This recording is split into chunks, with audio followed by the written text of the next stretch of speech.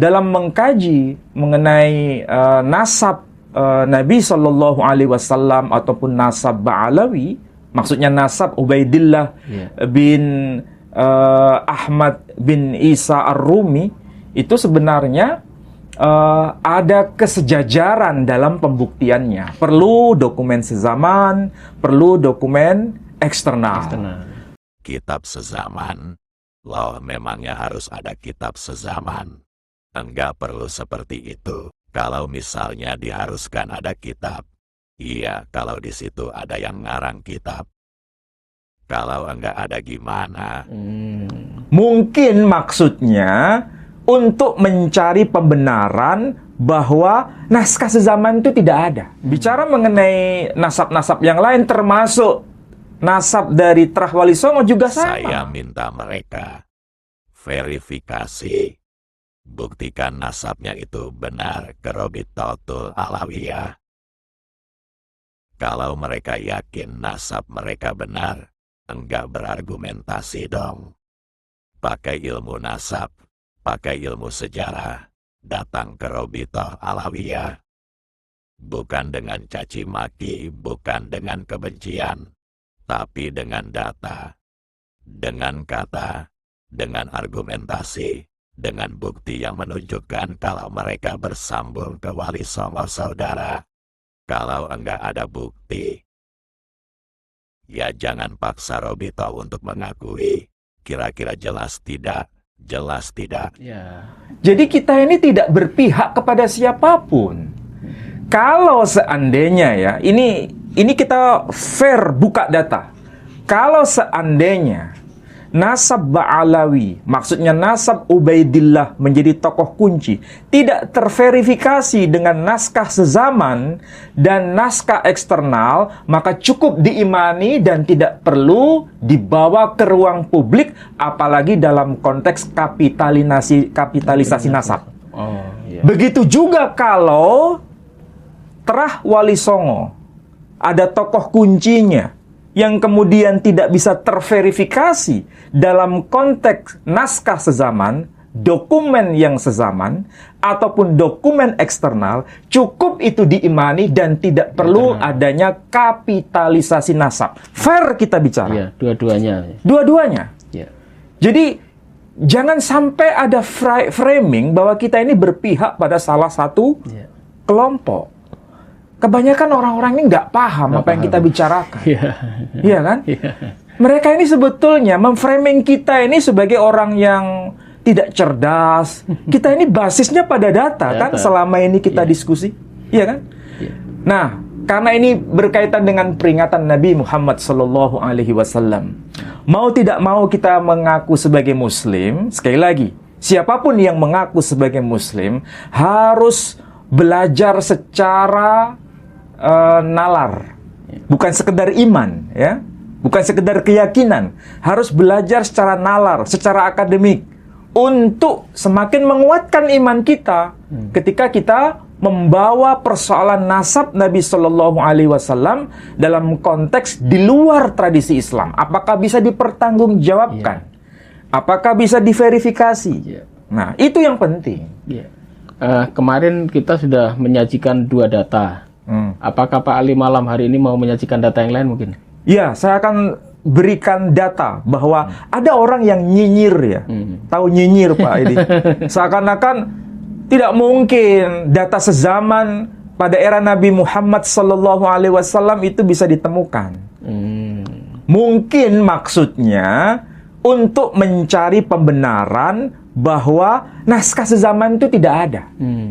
Padahal kalau seandainya naskah sezaman, dokumen sezaman, apakah itu datanya berupa inskripsi ataupun berupa manuskrip atau apapun saja, tidak bisa ditemukan, maka nasab Nabi Muhammad SAW itu tidak bisa dikatakan otentik, hanya merupakan klaim sepihak. Tapi masalahnya, semua data sudah kita sajikan kemarin.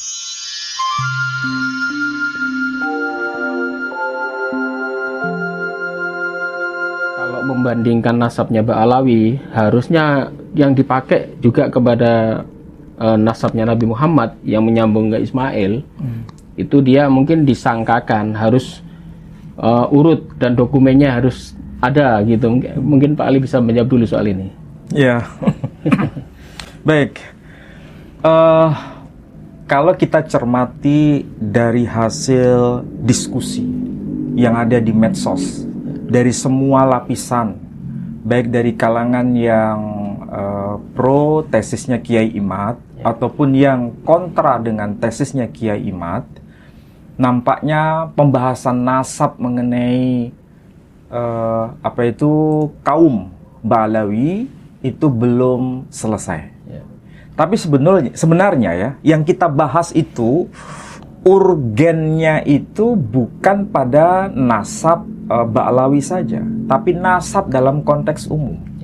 Kita akan mempelajari nasab itu sebenarnya bagian dari keberislaman kita. Karena yang menjadi pangkal pembahasan itu adalah nasab Nabi Muhammad SAW, dan seorang muslim harus paham itu. Jadi kita belajar nasab itu apakah penting? Sangat penting. Mau nasab ditujukan kepada siapapun, itu adalah tambahan informasi yang bisa dikaji bersama. Tapi berkaitan dengan pembahasan nasab Nabi Muhammad SAW, itu justru menjadi pilar utama dalam keberislaman kita. Jadi kalau ada orang bertanya, tidak penting belajar nasab, itu sesuatu yang keliru. Karena kalau kita tidak tahu nasab Nabi Muhammad SAW dalam konteks kajian akademik, maka sebenarnya kita tidak memahami syahadat yang kedua, wa asyhadu anna Muhammadan abduhu wa rasuluh. Jadi ini bukan persoalan kita sekedar percaya, beriman, kemudian titik, selesai. Bukan itu. Kita ini sekarang hidup di era modern. Maka membahas nasab Nabi Muhammad SAW yang mengaku sebagai Nabi, itu harus bisa diklarifikasi dan diverifikasi dari dokumen yang sezaman dan dokumen eksternal. Karena kalau sekedar dokumen internal, cukup kita imani, cukup kita percaya, selesai. Apakah itu yang menjadi cara beriman kita?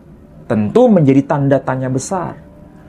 Itulah sebabnya dalam mengkaji mengenai nasab Nabi SAW ataupun nasab Ba'alawi, maksudnya nasab Ubaidillah bin Ahmad bin Isa Ar-Rumi, itu sebenarnya ada kesejajaran dalam pembuktiannya. Perlu dokumen sezaman, perlu dokumen eksternal. Bicara mengenai nasab-nasab yang lain, termasuk nasab dari Trah Wali Songo juga sama. Jadi kita ini tidak berpihak kepada siapapun. Kalau seandainya ya, ini kita fair buka data. Kalau seandainya nasab Ba'alawi, maksudnya nasab Ubaidillah menjadi tokoh kunci, tidak terverifikasi dengan naskah sezaman dan naskah eksternal, maka cukup diimani dan tidak perlu dibawa ke ruang publik, apalagi dalam konteks kapitalisasi nasab. Begitu juga kalau Trah Wali Songo, ada tokoh kuncinya yang kemudian tidak bisa terverifikasi dalam konteks naskah sezaman, dokumen yang sezaman, ataupun dokumen eksternal, cukup itu diimani dan tidak perlu adanya kapitalisasi nasab. Fair kita bicara. Dua-duanya. Dua-duanya. Jadi, jangan sampai ada framing bahwa kita ini berpihak pada salah satu kelompok. Kebanyakan orang-orang ini nggak paham apa yang kita bicarakan. Iya kan? Mereka ini sebetulnya memframing kita ini sebagai orang yang tidak cerdas. Kita ini basisnya pada data kan selama ini kita diskusi. Iya kan? Nah, karena ini berkaitan dengan peringatan Nabi Muhammad SAW. Mau tidak mau kita mengaku sebagai Muslim, sekali lagi, siapapun yang mengaku sebagai Muslim harus belajar secara nalar, bukan sekedar iman, ya. bukan sekedar keyakinan, harus belajar secara nalar, secara akademik untuk semakin menguatkan iman kita ketika kita membawa persoalan nasab Nabi Shallallahu Alaihi Wasallam dalam konteks di luar tradisi Islam. Apakah bisa dipertanggungjawabkan? Apakah bisa diverifikasi? Nah, itu yang penting. Kemarin kita sudah menyajikan 2 data. Apakah Pak Ali malam hari ini mau menyajikan data yang lain mungkin? Ya, saya akan berikan data bahwa ada orang yang nyinyir ya. Tahu nyinyir Pak ini? Seakan-akan tidak mungkin data sezaman pada era Nabi Muhammad Sallallahu Alaihi Wasallam itu bisa ditemukan. Mungkin maksudnya untuk mencari pembenaran bahwa naskah sezaman itu tidak ada. Padahal kalau seandainya naskah sezaman, dokumen sezaman, apakah itu datanya berupa inskripsi ataupun berupa manuskrip atau apapun saja, tidak bisa ditemukan, maka nasab Nabi Muhammad Sallallahu Alaihi Wasallam itu tidak bisa dikatakan otentik, hanya merupakan klaim sepihak. Tapi masalahnya, semua data sudah kita sajikan kemarin. Nah, malam ini kita akan mencoba mengobok-obok.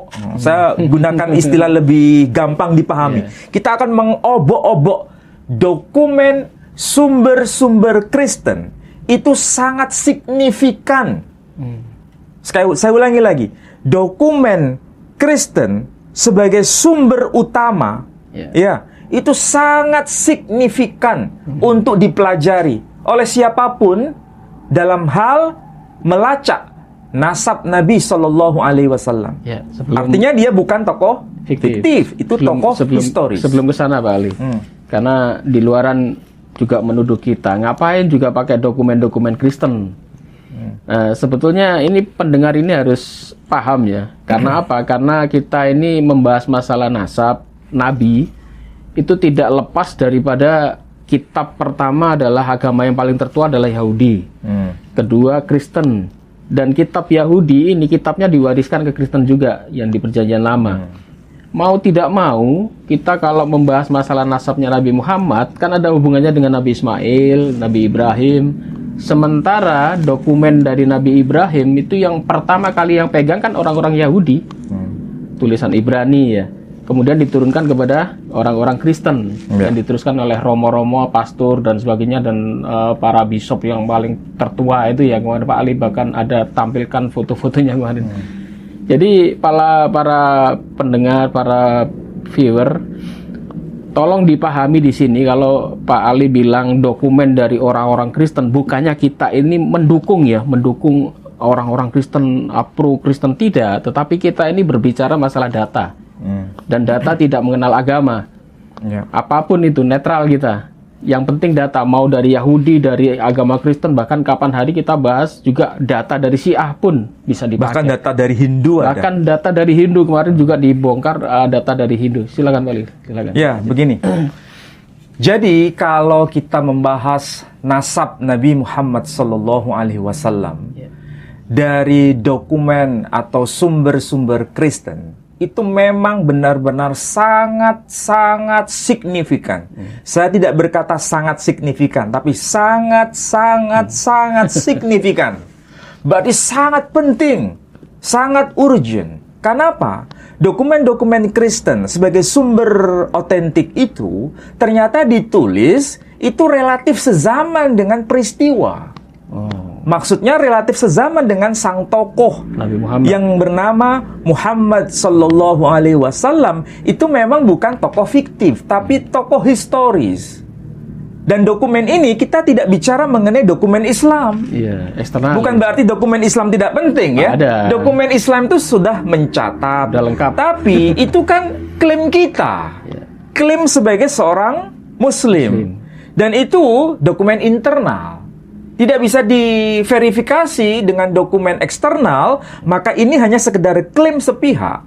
maka perlu menghadirkan data di luar dokumen Islam, khususnya dokumen yang sezaman dengan peristiwa atau sezaman dengan sang tokoh yang katanya itu mengaku sebagai nabi yang benar.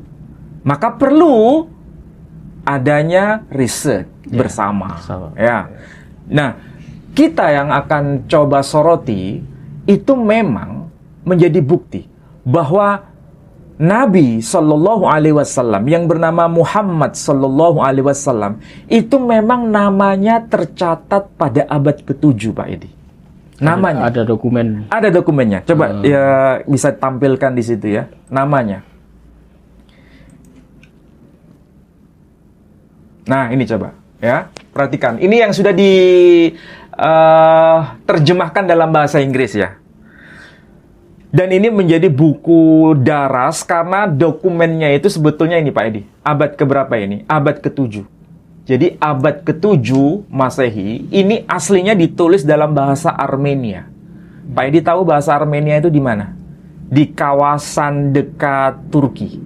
Ya, antara Turki, Azerbaijan, ada negara yang sekarang disebut negara Armenia. Dalam bahasa Armenia. Dan itu mayoritas sampai sekarang itu Kristen Ortodoks.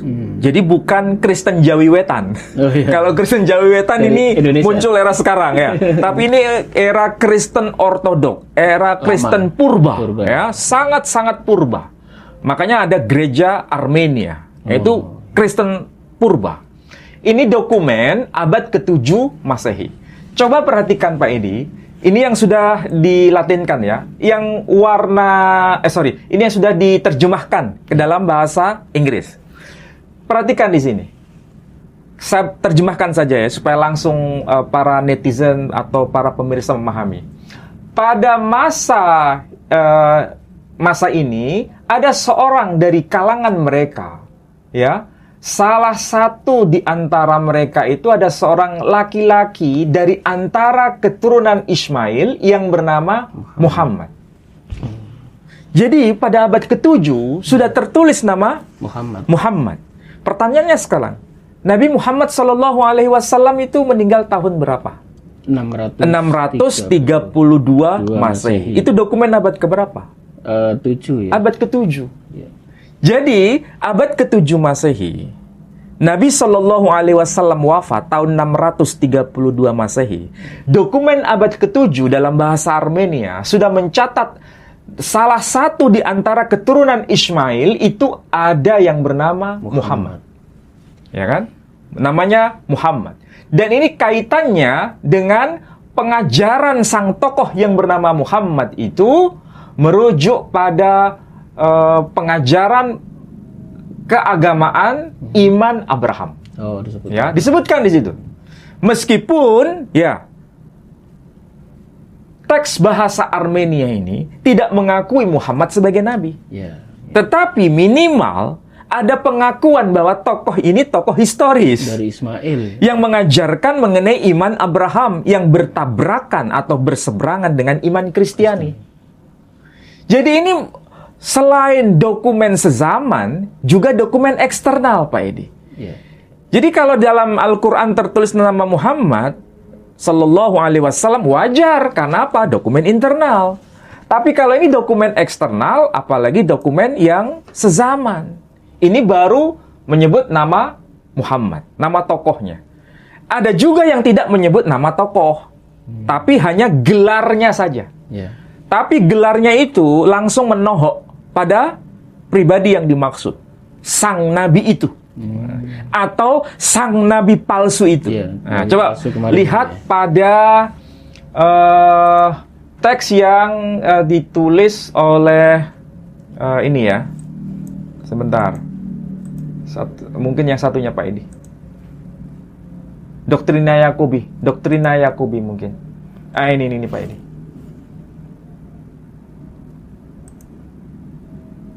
Doktrina Yakobi bukan. Ini nih yang sebelah kiri. Oke. Nah, yang kemarin kita sempat kutipkan ya, dan kita sampaikan. Jadi ini dokumen Doktrina Yakobi yang sebetulnya manuskripnya ini sudah diteliti dengan menggunakan karbon C14 atau radiokarbon. Ya. Ada terminum aqueum, ada terminum aquo. Kalau Pak Edi tidak paham atau pemirsa tidak paham, itu ada namanya batas awal, tarikh awal dan tarikh akhir. Karena kalau menggunakan bahan kimia itu tidak bisa fix tahun sekian, tidak bisa. Hanya ada batas awal, batas akhir, ya. Dan itu antara tahun 632 sampai 634. Sorry, 634 sampai 636 kalau tidak keliru ya. Jadi kalau ini dokumen 634, sedangkan Nabi kita Muhammad Sallallahu Alaihi Wasallam itu meninggal tahun 632. Berarti selisihnya hanya berapa tahun? 2 tahun. Hanya 2 tahun. Pak Edi harus ingat, 2 tahun, bukan 2 abad, ya. 2 tahun. Kalau 2 abad, itu jaraknya sangat jauh, Pak Edi. Sama seperti yang digugat oleh Kiai Imad itu ya, Kiai Imaduddin, berkaitan dengan tokoh Ubaidillah yang jaraknya itu bukan 2 abad, tapi 5 abad lebih. 500 tahun. Nah, ini bukan 2 abad, Pak Edi, tapi 2 tahun. Berarti ini dokumen yang sangat dekat dengan peristiwa, sangat dekat dengan sang tokoh, ya. Hanya selisih 2 tahun. Tapi perhatikan di sini ada kode istilah yang dipakai, otiho propetes anefane erhomenos metaton sarakenon. Maksudnya apa? Ho propetes kemarin sudah saya jelaskan. Kalau ada ho berarti itu sama dengan the. Misalnya the book berarti buku yang itu. Berarti sudah pasti kan? Kalau a book, ya sebuah buku. Buku yang mana? Ya tidak tahu. Pokoknya sebuah buku. Tapi di sini bukan propetes, bukan sekedar nabi, tapi ho propetes, nabi yang itu. Sudah pasti. Jadi ini tokoh historis, bukan sekedar tokoh yang mengawang-awang, yang tidak jelas. Tapi ini sangat-sangat jelas. Oke? Makanya disapa dengan gelarnya Ho Propetes, sang nabi itu. Ane pani erhomenos metaton sarakenon. Yang berasal dari keturunan atau kalangan Sarasen. Oke? Pertanyaannya sekarang, Sarasen itu apa? Nah, butuh penjelasan, Pak Edi. Ya. Intinya apa? Ada seorang nabi, ada orang yang mengaku sebagai nabi, berarti ini tokoh historis, ya. Mengenai diakui sebagai nabi atau tidak sebagai nabi itu urusan kedua. Tapi yang paling mendasar adalah ini tokoh historis yang mengaku sebagai nabi yang berasal dari kalangan kaum Sarasen. Muncul dari tengah-tengah kaum Sarasen. Pertanyaannya sekarang, Sarasen itu apa? Kalau kita mengkaji dari kalangan apologet Kristen, kalangan polemikus Kristen, Sarasen itu diartikan apa? Kaum perampok.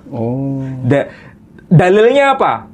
Dalilnya mengatakan bahwa Sarasen itu bukan istilah bahasa Yunani, tapi istilah bahasa Arab yang diyunanikan.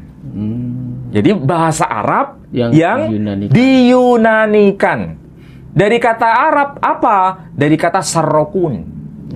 Sarrokun itu bisa bermakna pencuri, bisa bermakna perampok. Nah, kalau diartikan pencuri atau perampok, berarti sang nabi itu muncul dari tengah-tengah keturunan kaum perampok atau muncul dari tengah-tengah kaum keturunan pencuri. Kira-kira semakin jelas tidak itu pemahamannya? Kok dituduh pencuri, kenapa itu? Ya karena diasumsikan berasal dari kata sarrokun. Dan biasanya begitu, diartikan begitu. Jadi keturunan kaum perampok. Karena mereka orang-orang nomaden yang selalu merampok kelompok lain. Ini tuduhan dari mereka. Ini tuduhan orang-orang yang mengasumsikan bahwa istilah Sarasen berasal dari kata sarrokun. Arti harfiahnya dalam bahasa Arab kaum perampok atau kaum pencuri. Kira-kira pembahasan seperti ini, kita bisa bantah tidak? Kalau kita bisa bantah, harus menghadirkan dokumen yang sezaman bagaimana teks yang ditulis tahun 634 ini. Dokumen sezamannya apa? Ya kan?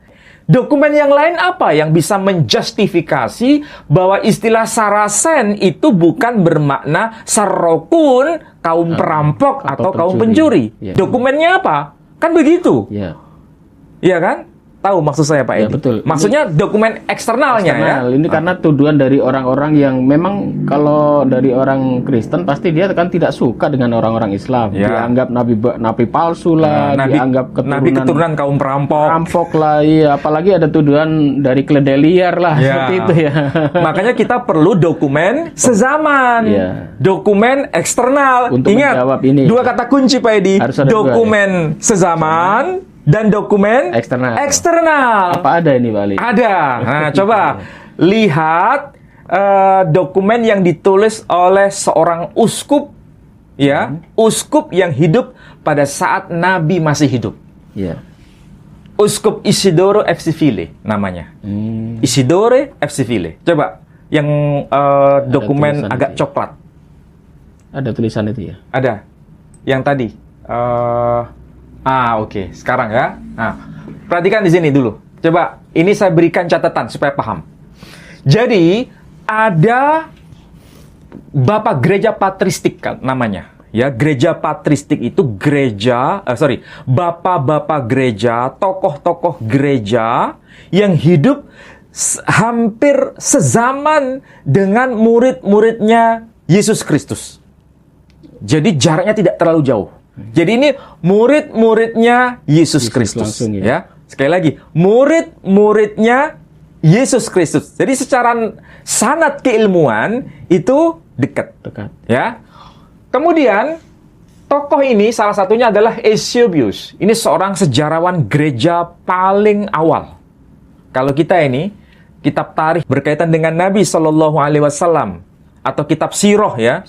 Kalau kitab tarikh ya Tarikh At-Tabari misalnya. Iya. Tapi kalau kitab sirah ya Sirah Ibnu Ishaq. Iya. Nah, ini menulis juga mengenai salah satu dokumen yang disebut Historia Ecclesia, sejarah gereja. Sejarah gereja, Historia Ecclesia. Itu Santo Eusebius. Kemudian Santo Jerome.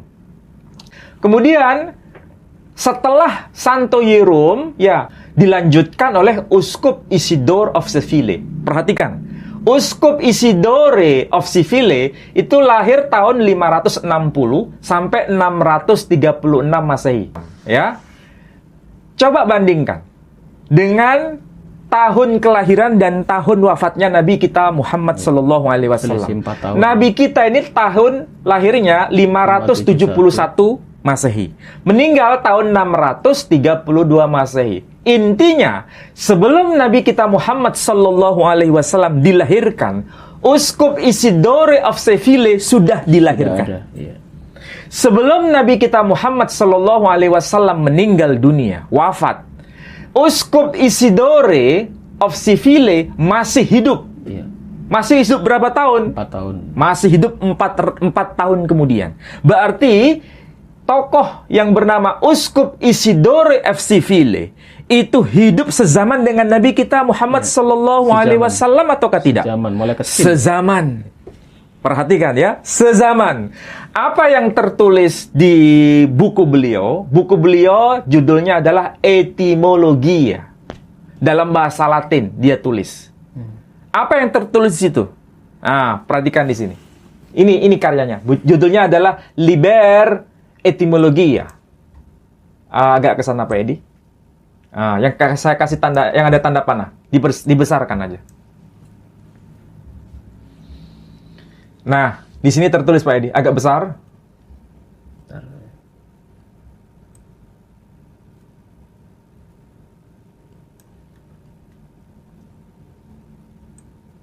Agak ke sini. Oke. Ini tertulis Ismail, ya. Ismail, ini cara bacanya Ismail Pak Edi.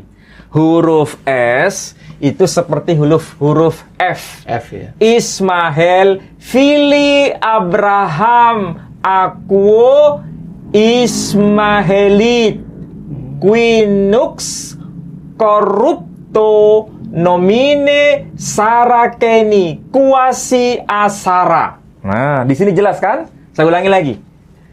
Ismael fili Abrahama qui Ismaelit. Ismail anak Ibrahim yang kemudian disapa dengan sebutan Ismaelit qui nux corrupto nomine Sarakeni quasi Sara. Dia disapa dengan sebutan Sarakeni merujuk pada tokoh yang bernama Sara. Oh. Jelas di sini. Jadi Sarakeni itu kuasi Asara. Maksudnya nama itu dinisbatkan secara keliru kepada tokoh yang bernama Sara. Artinya sebetulnya Ismail itu bukan anak kandung Sara, tapi dinisbatkan kepada Sara. Makanya disebut Sarakeni. Ya. Jadi meskipun Ismail itu bukan keturunan kandung dari Sayyidah Sara, tapi dia dikenal sebagai Sarakeni. Dari mana itu? Ini perspektif Kristiani, Pak Edi. Lihat Pak Edi di kitab Kejadian pasal 16 ayat 1 dan 2. Coba cek. Kejadian. Kitab Kejadian pasal 16 ayat 1 sampai ayat 2. Wah, ini ya. Coba baca. Adapun Sarai, istri Abraham itu tidak beranak. Ia mempunyai seorang hamba perempuan orang Mesir, Hagar namanya. Berkatalah Sarai kepada Abraham, "Engkau tahu Tuhan tidak memberi aku melahirkan anak. Karena itu baiklah hampiri hambaku itu. Mungkin oleh dialah aku dapat memperoleh seorang anak." Dan Abraham mendengarkan perkataan Sarai. Nah, oke. Ayat 1 dan ayat 2 dari kitab Kejadian pasal 16 itu memberikan informasi ya bahwa Hagar itu memiliki sesuatu dalam keluarga besar Abraham. Memiliki apa? Status. Ya. Statusnya apa? Sebagai Istri ya. istri Abraham. Ya. Kalau di sini diterjemahkan hamba ya. Kalau dalam bahasa Ibrani sebetulnya teks aslinya sifhat. Sifhat. Sifhat itu bukan hamba, tapi mitra dalam keluarga. Kalau disebut mitra dalam keluarga, berarti asisten gitu mungkin asisten ya. rumah tangga. Iya, asisten ya, gitu ya. yang dipercaya oleh Sarah. Sarai. Nah, Sarah posisinya waktu itu tidak bisa memberikan putra bagi Abraham. Maka dalam konteks hukum Hammurabi pada masa Abraham, maka kebijaksanaan Sarah adalah memberikan Hajar, Siti Hajar kepada Abraham untuk dinikahi. Dari beliau nanti, dari Hajar itu melahirkan seorang putra yang bernama Ismail. Dan nanti Ismail ini akan diakukan. Tahu diakukan? Iya, anak angkat dinisbatkan gitu ya, kepada Sarah. Makanya Sarah berkata, oleh karena dia, aku nanti punya keturunan.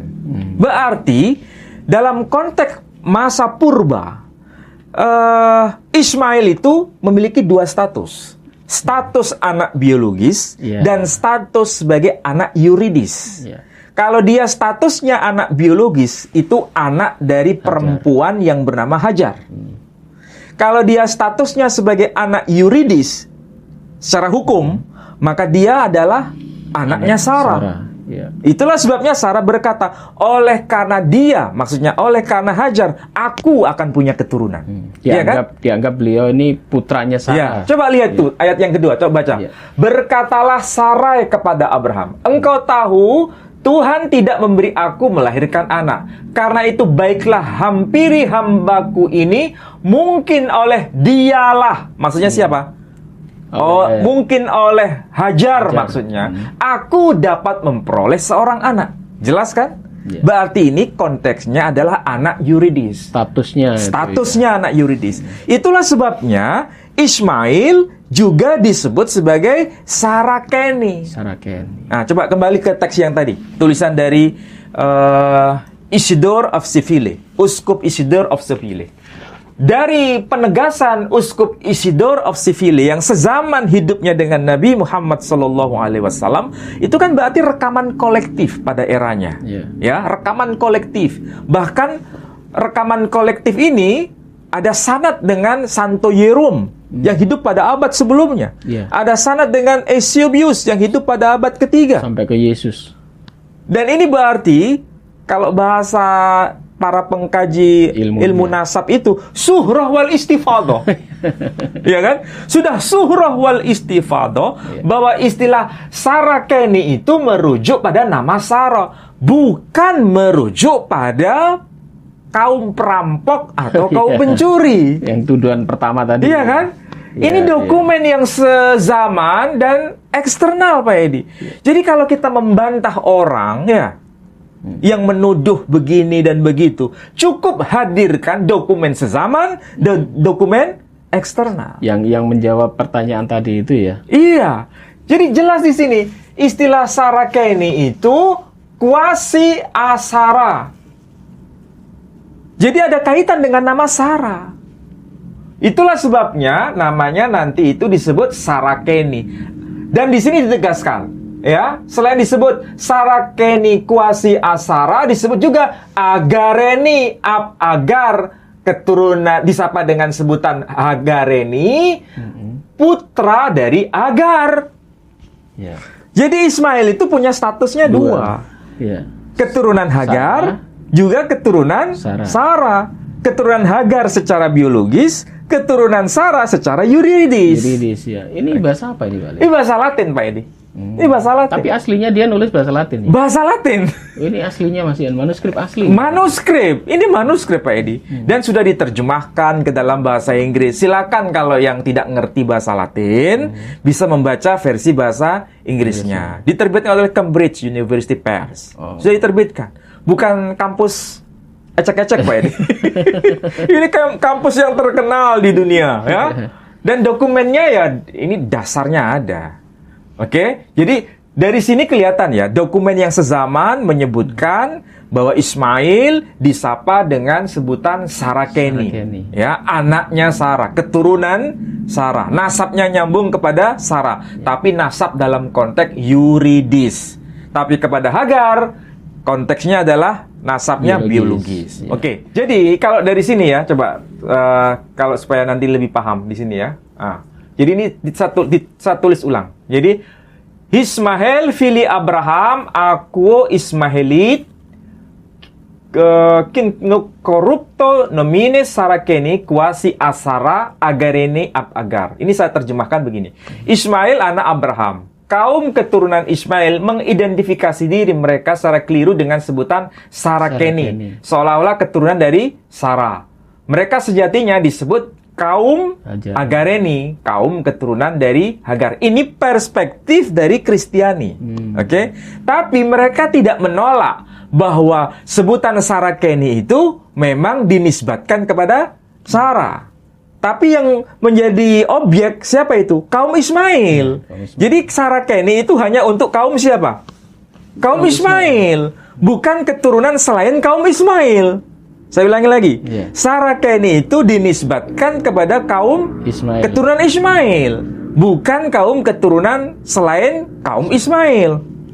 Sekarang lanjut di buku ini. Adwarut Tarikh Al-Hadrami. Jadi ini berkaitan dengan sejarah sejarah Hadramaut. Penulisnya adalah Muhammad ibn Ahmad bin Umar Asy-Syatiri. Ya. Ini penerbitnya tidak dijelaskan tahun berapa. Tetapi kalau dari sisi kajian filologi ini penting. Kenapa?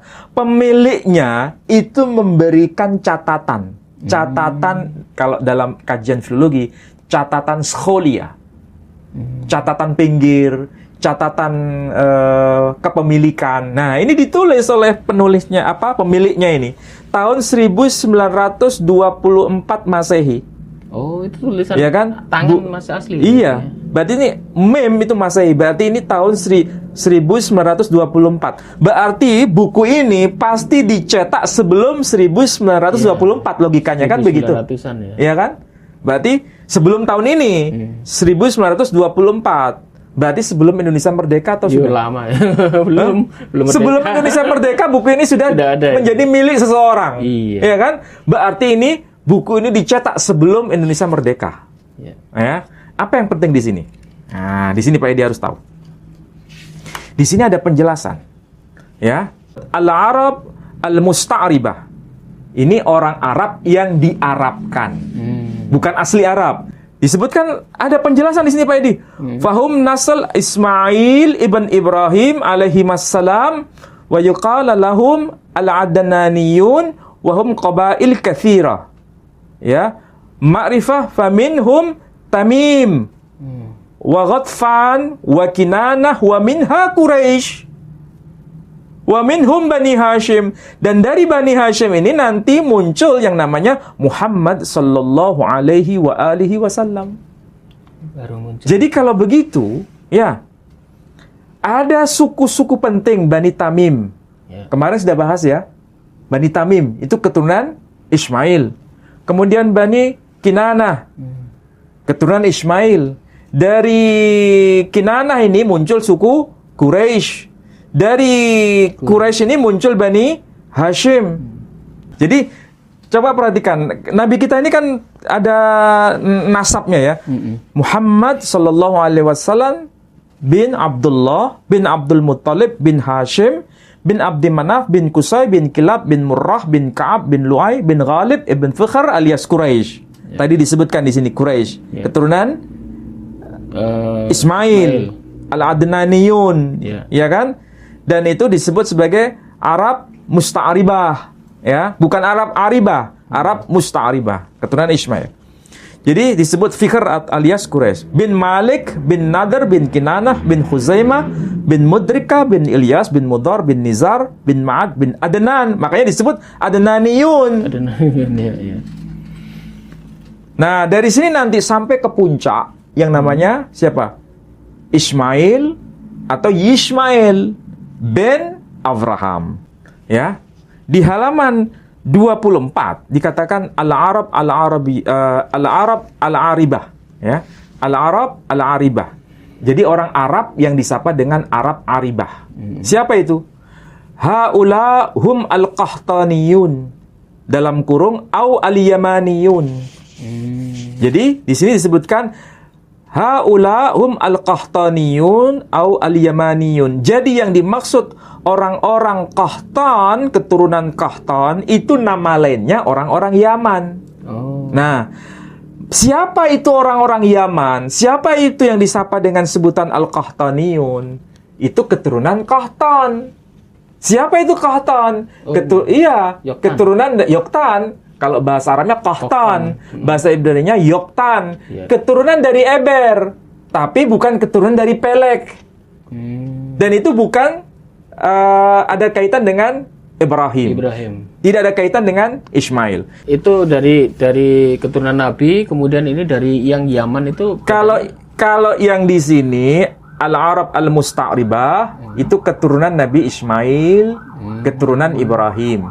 Tapi kalau orang-orang Arab Aribah bukan keturunan Ibrahim, bukan keturunan Ismail, mereka disapa dengan sebutan Al-Qahtaniyun atau Al-Yamaniyun. Siapakah mereka? Di sini disebutkan beberapa contoh suku-sukunya. Ada suku yang disebut suku Kendah. Ada suku Toi. Kalau bahasa bahasa Aram, bahasa Suryani, Tayye. Suku Tayye. Toi, dan disebutkan apa? Suku Hadramaut. Bani Hadramaut. Jadi Hadramaut itu bukan keturunan dari Ibrahim ya. Bukan keturunan Ismail. Masuk Yaman ini tadi. Iya, Al-Yamaniyun. Yaman itu pertama nama orang, tapi akhirnya dipakai nama lain atau nama sebutan keturunan Al-Qahtaniyun disebut Al-Yamaniyun. Di antara mereka itu ada yang disebut suku Kindah, suku Toi, dan suku Hadramaut. Jadi Hadramaut itu nama orang sebetulnya, tapi kemudian menjadi nama lokasi. Ya. Tempatnya di kawasan mana itu? Semenanjung Arabia bagian selatan. Di kawasan mana? Coba ini. Ini kawasan mana ini? Yaman. Ini Yaman ini. Iya. Jadi kalau begitu, Orang-orang Hadramaut, orang-orang Arab Yaman ini, ada nggak kaitannya dengan Bani Ismail? Tidak ada. Tidak ada kaitan. Makanya kalau dari sisi DNA, Iya, beda ya akhirnya ya. secara DNA fisiknya, Iya. itu kan haplografnya haplograf G, ya kan? Padahal Nabi bukan Muhammad haplograf haplograf J. iya. Kalau Nabi Ismail haplografnya J, Iya, sama dengan Nabi Muhammad. Nabi Muhammad haplografnya J. Berarti terjawab ini ya. Kenapa mereka yang dari Yaman ini kok haplonya G Karena ya? disebut sebagai Arab Aribah. Bukan berarti keturunan Nabi Bukan Ismail, keturunan Nabi Ismail, Muhammad. bukan. Ya, saudaraku-saudaraku sekalian, kita bisa mengambil kesimpulan dari sini ya. Ternyata nasab Nabi Muhammad itu jelas, dan itu siapapun yang meragukan akan kita bisa bantah dengan mudah dengan apa yang sudah disuguhkan oleh Ustadz Menachem Ali. Baik itu bukti-bukti eksternal, internal, apalagi ya, bahkan sejaman. Penulisnya sezaman, dan itu hanya selisih 2 tahun saja setelah Nabi Muhammad meninggal ya. Mungkin Pak Ali mau nambahkan lagi?